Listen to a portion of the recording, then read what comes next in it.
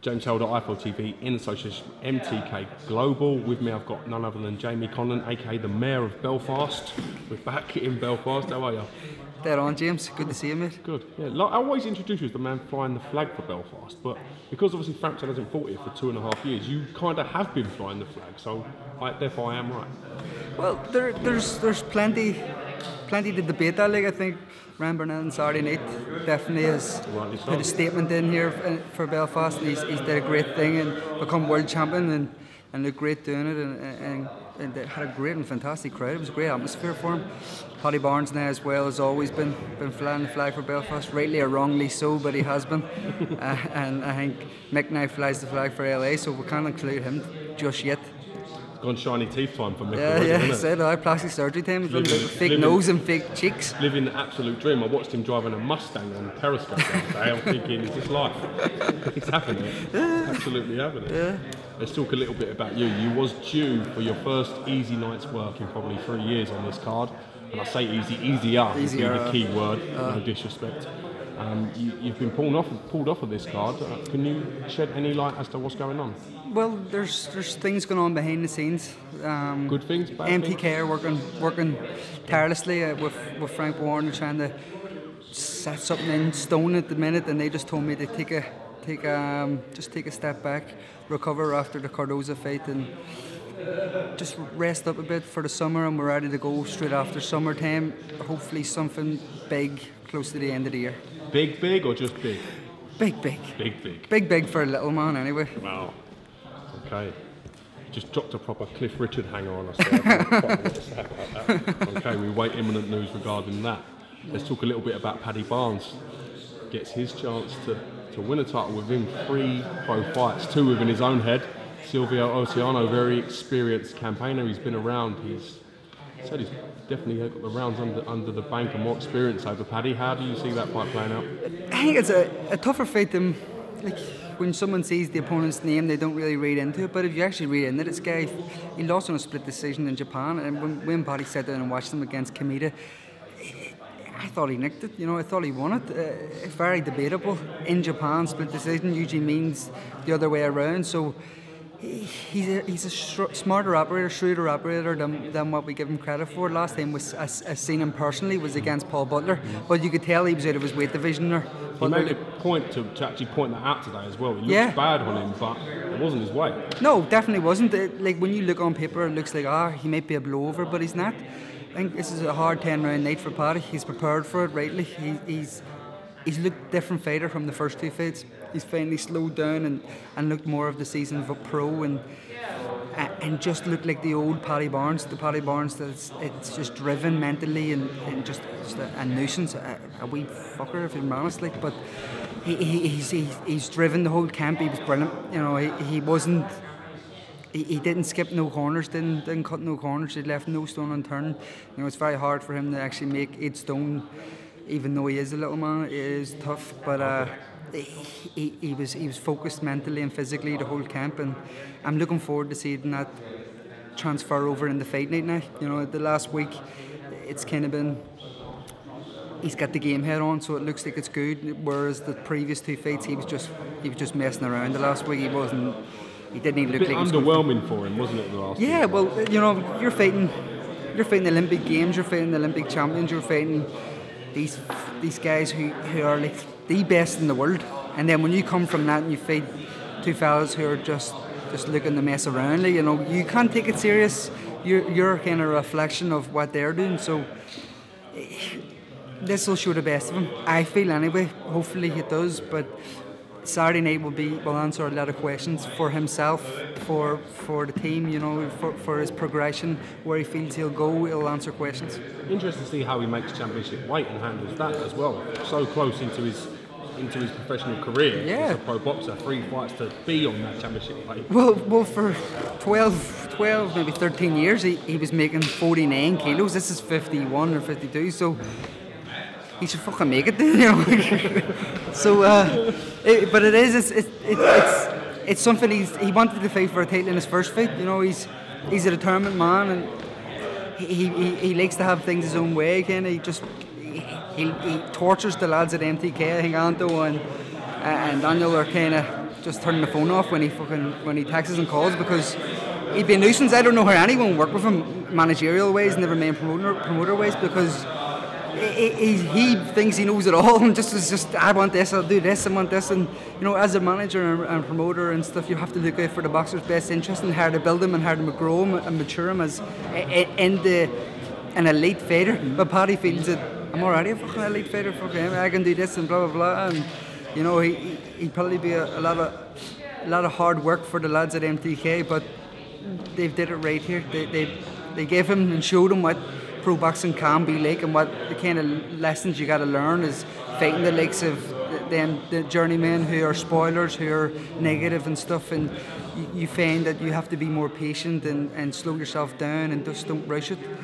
And he kind of looked like he's matured a lot over them first 2 fights in a short period of time, and he understands now that every fight he has to perform in the gym as well as the ring. Now, we mentioned the development of Paddy and the maturity he's grown in those couple of fights. Let's talk a little bit about Floyd Mayweather v Conor McGregor. Conor's not going to get that chance to develop as a boxer. He's going straight in to fight at the elite level, at the highest possible level he could possibly fight at in boxing. Mm-hmm. What are your thoughts on that as a fight? As a fight, I have mixed emotions. Like as a business move, fucking fair play to him, fantastic. You know what I mean? You have to think. Anyone who earns money in this game, fair play to them. Don't care who you are or how you do it. If you earn money in this game, we do things that fucking normal people don't do, won't do, can't do.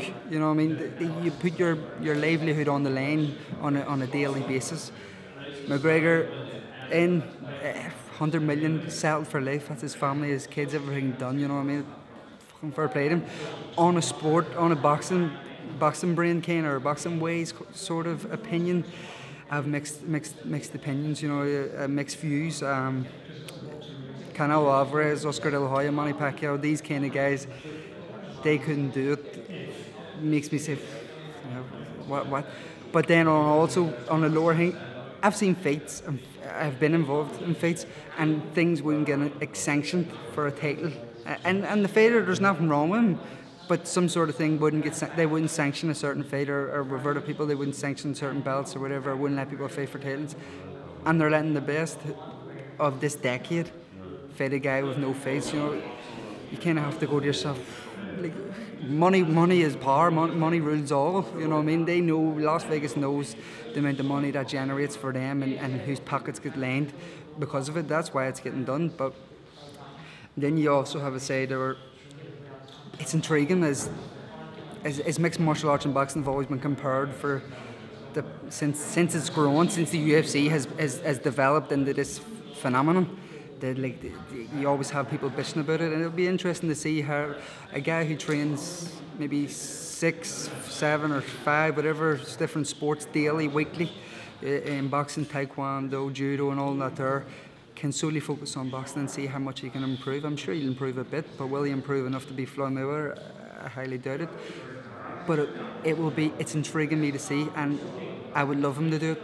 Being from Ireland and sort of getting to know him through Mick the past bit, this man is a unique person. He's driven mentally more than I've ever seen anyone. He's so kind of positive, and so if he believes usually what he can do, he'll do it.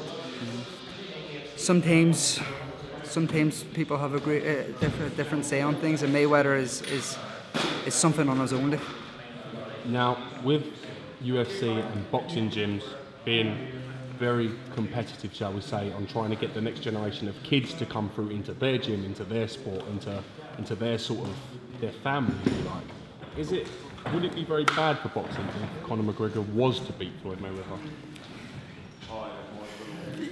You could say that, yes, you could. As someone who's dominated the sport for the last decade, then loses to a guy who hasn't stepped in there into a professional ring in his life, it could be bad when you're speaking about boxing and whatnot. But you also have to look at his Mayweather hasn't fought in a few years. He's 40 odds now or 40 now, and he's fighting someone, but the guy seems never to age either.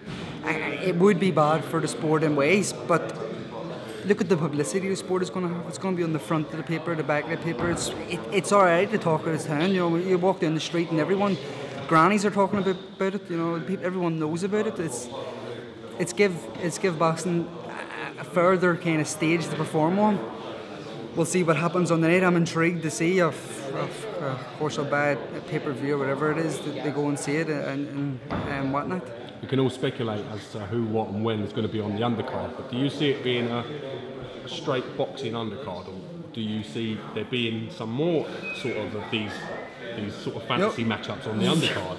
You say you wouldn't want that as a circus, it will be a circus, but saying that there, it already is kind of a circus, so you never know what's going to happen, you know. McGregor has a bit of a say in what goes on, as well as Mayweather promotions have to say what's going on in the undercard, and I'm sure they will try and balance it out and make the boxing fraternity more happier than what they are at the minute, as I'm sure a lot of them are going, this is fucking terrible and whatnot. Yeah, so they should balance it out and put some great 50-50 world champions or great up-and-coming prospects on the card. So the phone rings. It's Mayweather Promotions to MTK. They're like, look, we've got this judo champion here, and we want him to face Jamie Conlan. We're going to put it all on the line. What's your answer? Well, they let me run about with a fucking karate stick or something out there, and nunchucks. It's dead on. If they're going to throw a judo guy into me, give me something else. You know what I mean? I'll go full Danielson on that guy and just start Cobra Kai him or whatever. Get Miyagi in my corner, but How's everything with Mick anyway? I know that you two are speaking regularly and stuff. How is he sort of finding life in LA? He's buzzing at the minute. You know, he's growing every day as a fighter. And being away from home, he's growing as a person. But he's just loving life in LA and loving life in America. He's seeing different aspects to the sport every day, sparring with Oscar Valdez and sparring with these guys, and he's just having his eyes open to the world and learning a lot quicker than I ever did in this game, and a lot of people did. He's made a move out of his comfort zone, out of here, where if you go around the city, there's murals all over the place from people love him. He's made a move where no one knows him. He's working every day. He's doing everything for his family, but he's relishing the opportunity. He's disappointed when he doesn't look. He's a perfectionist in everything he does. He demands the best, and I'm looking forward to his career with great insight. As I'm going away to Australia next week. Just going to ask this: are you going to be travelling for his fight on the Pacquiao Horn undercard? Yeah, I'm leaving next week to go and spend some time. We'll be with him fight week. He's going to do some sparring the week before. He's got stuff lined up in Australia as he's fighting. I think 11 o'clock in the morning, 12 o'clock in the morning, so he's going to get adjusted to all that. Brilliant. We've got our guy Tom Watt, who works for us in Australia for IFL-TV, coming to cover the fight. So if it's all right, we'd love for you to do some guest presenting while you're out there. Yeah, that'd be fantastic. If you're up for that. Yeah, fantastic. That'd be great. So yeah, I'm sure we try can and grab some big names or whatnot. Yeah. Conlan's on the clock. He's on the book. Not messing about. MTK. Get involved. Yeah. Listen, Jamie, I can't thank you enough for your time. I do appreciate it. Problem, Thank you very much, mate, and I'll catch you at the weigh-in tomorrow. Brilliant.